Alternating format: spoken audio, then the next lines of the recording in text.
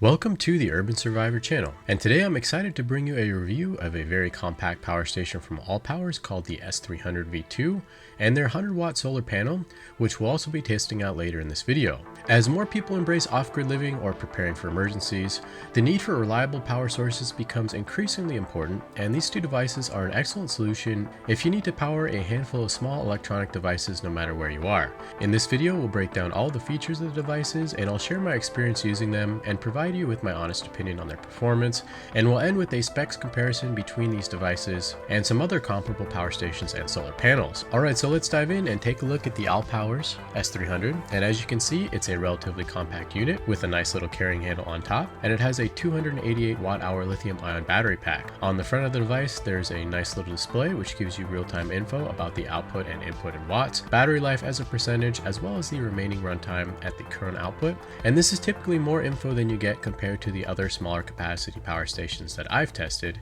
and this kind of info is more typical of the larger and more higher end units, so it's really nice to see that this is included. To the left of the display are buttons for AC, DC, and also wireless charging, which activates the wireless charging pad on top of the device, which is another great feature you don't typically see on smaller power stations like this one.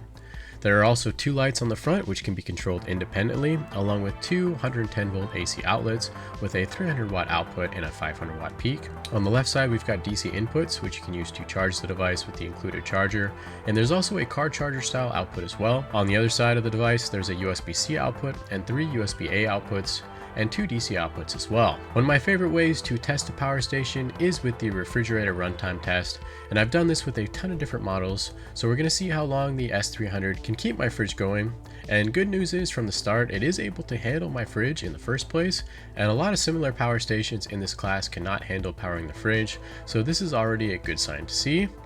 Anyways, I plugged it in at 9:42 a.m. and we'll leave it plugged in. And I was very pleasantly surprised to discover that it was able to keep the fridge powered until 1:45 p.m., which is a little over 4 hours, which I think is really good considering how compact this unit is, and it can definitely keep your fridge powered on in a pinch. This here is the 100 watt solar panel, and it's relatively large, but it is flat and there is a carrying handle on top, and there's also a zippered compartment which houses the cables needed to connect the solar panel to the power station, and there are a few different options here, which is nice to see. There's also kickstands built right into the panel, and the solar panel itself is 22% efficient, and now we're going to test the panel's capability to charge the power station to see how long it takes. The power station currently has a 0% charge, and we're plugging in at about 8:55 a.m., which is a bit early to start a test, and right about now we're reading 37 watts. About an hour later I checked in again, and the speed had jumped up to 65 watts as the sun began to move towards a more favorable position for charging, and a little after noon I checked back in and the speed was up to 78 watts and 82% charge on the battery, which I was pleasantly surprised to see.